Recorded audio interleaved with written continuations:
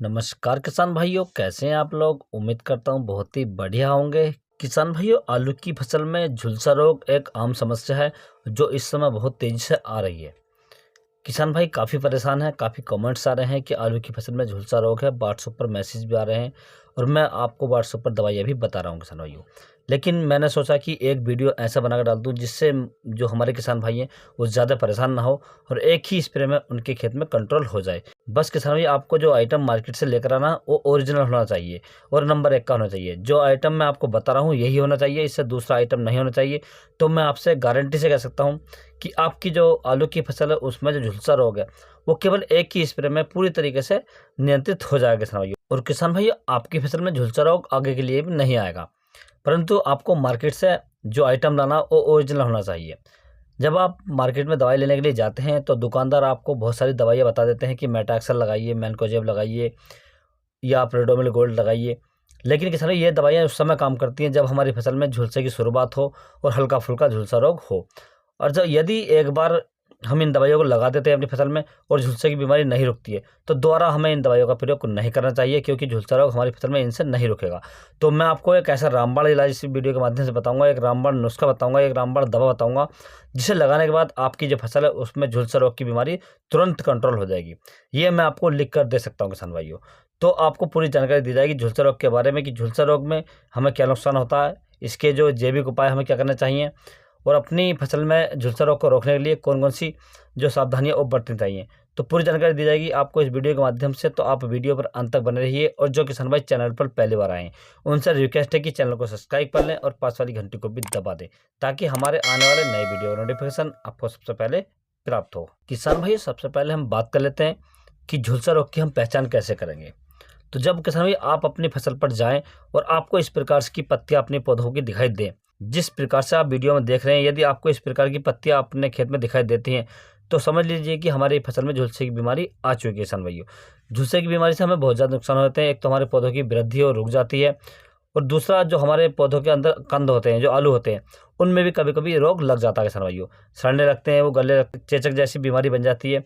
तो आप इसका विशेष ध्यान रखें कि आप अपनी फसल को सुबह शाम ज़रूर देखते रहें और अपनी फसल में हल्की हल्की सिंचाई करते रहें ताकि हमारे जो फसल है उसमें पर्याप्त नमी बनी रहे और झुलसे की बीमारी ना आए किसान भाइयों।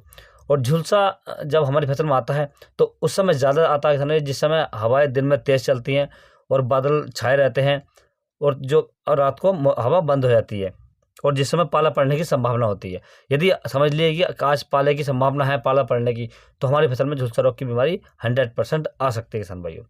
अब किसान भाई, हम बात कर लेते हैं कि हमें झुलसा की बीमारी में कौन सी दवाइयों का प्रयोग करना चाहिए। तो जो मैं आपको दवा बता रहा हूँ किसान भाई, ये आप केवल आपको एक ही बार लगानी है और एक बार में ही आपकी जो फसल है उसकी बीमारी तुरंत कंट्रोल हो जाएगी। यदि आपको आवश्यकता पड़े तो लगभग 15 दिन के अंतर से आप अपनी फसल में दूसरी स्प्रे कर सकते हैं किसान भाइयों। ये दवाई आपकी जो आप एक बार लगाएंगे तो लगभग 15 दिन तक आसानी से काम करती रहेगी किसान भाइयों।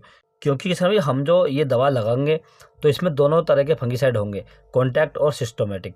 कॉन्टैक्ट का मतलब होता है जो हमारे फसल में बीमारी आई हुई है उसे तुरंत कंट्रोल करेगी, और किसान भाई सिस्टोमेटिक जो फंगिसाइड होता है उसका मतलब होता है कि जो हमारी फसल में आगे के लिए बीमारी नहीं आने दे। तो हम दोनों ही प्रकार के फंगिसाइड का प्रयोग करेंगे किसान भाई इस वीडियो के माध्यम से। तो किसान भाई, जो हमारी फसल में इस समय बीमारी लगी हुई है तो वह तुरंत नियंत्रित हो जाएगी, ये कंट्रोल हो जाएगी। और जो बीमारी हमारी फसल में आने वाली है या आएगी तो उसे भी यह दवाई नहीं आने देगी किसान भाइयों। तो आपको मार्केट से लेकर आनी है जो वासप कंपनी की आती है एक्रोफेट। इसकी यदि हम डोज की बात करें तो 2 ग्राम प्रति लीटर के हिसाब से आपको लेनी है। और इसके साथ में आपको दूसरा जो प्रोडक्ट लेना है समझिए, ये लेना है कॉपर ऑक्सीक्लोराइड 50% WP।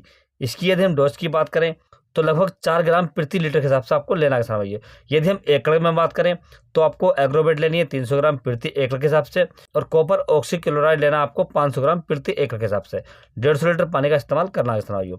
और स्प्रे करते समय एक बात का विशेष ध्यान रखें, जिस समय आप स्प्रे करें उस समय आपके खेत में पर्याप्त नमी होनी चाहिए, साफ मौसम होना चाहिए ताकि जो हमारी स्प्रे है, जो हम दवा लगा रहे हैं, वो पूरी तरीके से हमारे पौधों पर सूख जाए। यदि हम स्प्रे की बात करें तो लगभग दिन में आप 12 बजे से और 3 बजे तक आप अपनी फसल पर स्प्रे लगाते किसान भैया, ताकि जो दवा हमने लगाई है उसे भरपूर मात्रा में धूप मिल सके और अच्छे से सूख जाए ताकि हमारे पौधों को सही तरीके से कंट्रोल कर ले किसान भैया।